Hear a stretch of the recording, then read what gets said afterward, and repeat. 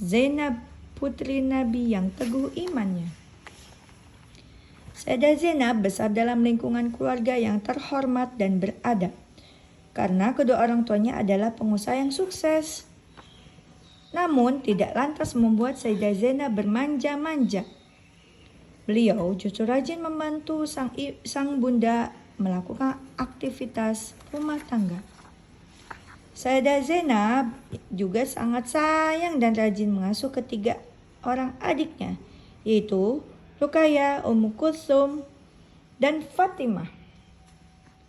Zainab adalah ibu kedua bagiku, ucap Sayyidah Fatimah dengan bangga. Sayyidah Zainab menikah dengan seorang pria berakhlak baik dan masih ada hubungan kekerabatan dengan Bunda Khadijah. Ia bernama Abul As bin Rabi. Abul As bin Rabi adalah lelaki baik dan yang penyayang. Mereka hidup saling mencintai. Hingga tiba masa diangkatnya Nabi Muhammad sebagai Rasulullah, Sayyidah Zainab langsung mengikuti ayahnya. Ya, ia adalah salah satu wanita yang masuk Islam paling awal. Ketika Abul As bin Rabi pulang dari berdagang, Sayyidah Zainab mengajak suaminya juga memeluk Islam. Sayang, suaminya menolak.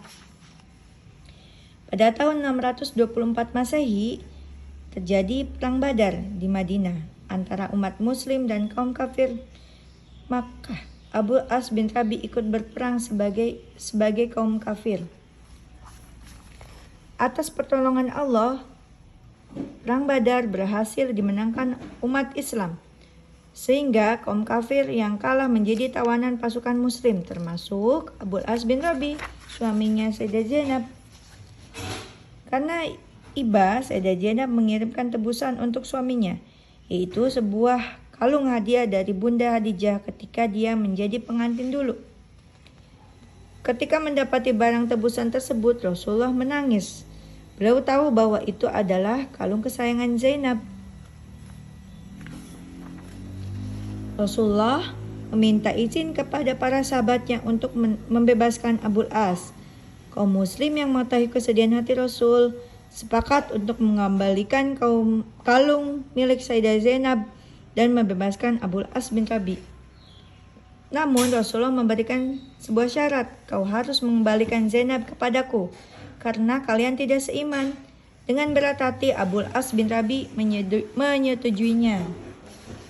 Betapa bahagia Sayyidah Zainab ketika suaminya pulang, namun sekaligus ia juga sedih karena harus berpisah dengan suami yang sangat ia cintai.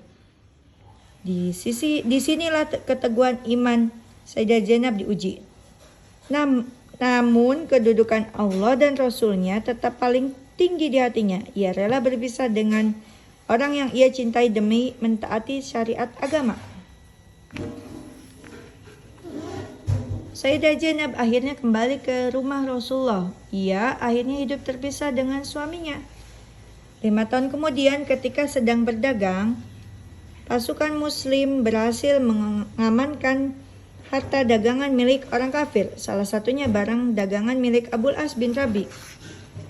Namun ia sendiri berhasil melarikan diri. Ketika malam hari ia pergi diam-diam menemui Sayyidah Zainab untuk meminta perlindungan. Akhirnya pasukan muslim mengembalikan barang dagangan milik Abul As bin Rabi. Mereka mengajaknya untuk masuk Islam, tapi ia menolak. Betapa sedihnya Sayyidah Zainab.